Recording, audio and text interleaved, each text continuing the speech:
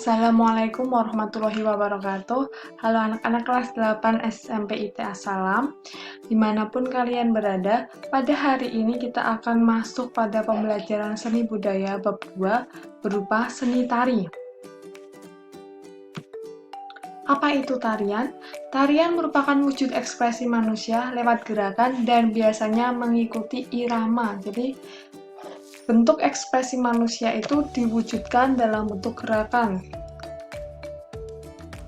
Kemudian, kita akan belajar mengenai unsur-unsur seni tari.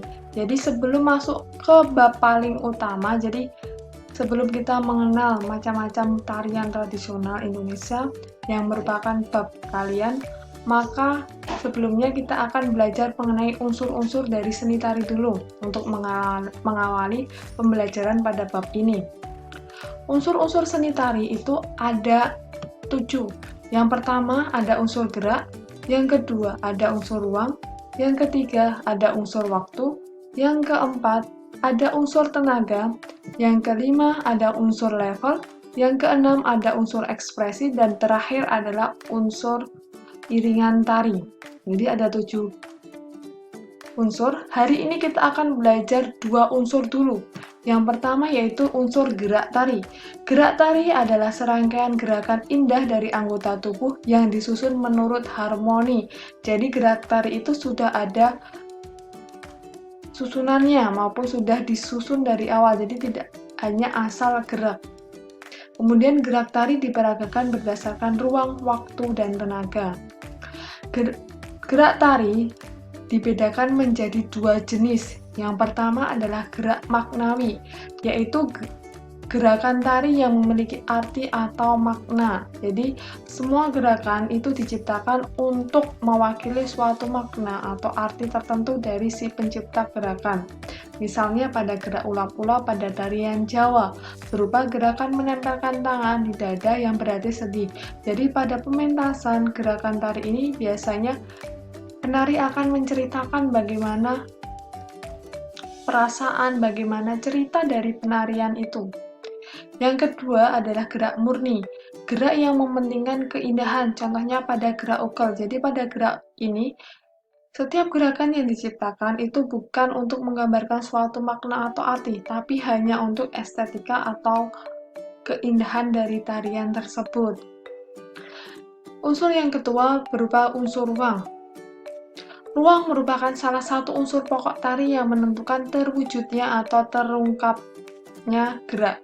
Ruang dalam tari mencakup aspek gerak yang diungkapkan oleh seorang penari yang membentuk perpindahan gerak tubuh, posisi yang tepat, dan ruang gerak penari itu sendiri.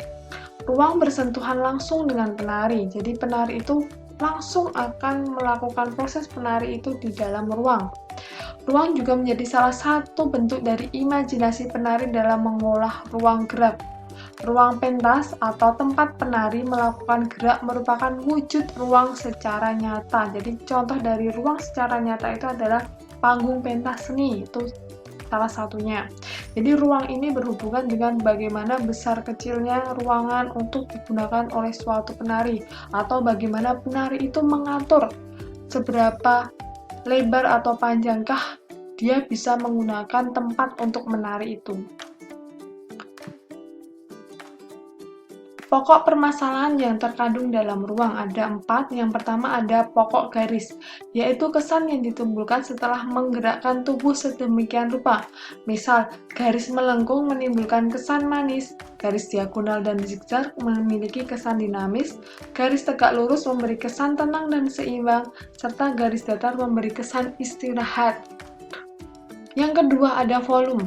Jangkauan gerak yang tergantung dari besar kecilnya ruang yang digunakan oleh penari. Jadi volume ini menentukan seberapa lebar ruang yang digunakan dan seberapa lebar pula lah penari itu bisa menggunakan ruang tersebut. Volume ini juga berhubungan dengan banyak sedikitnya penari. Semakin banyak penari, otomatis volume yang pada ruang itu harus disesuaikan.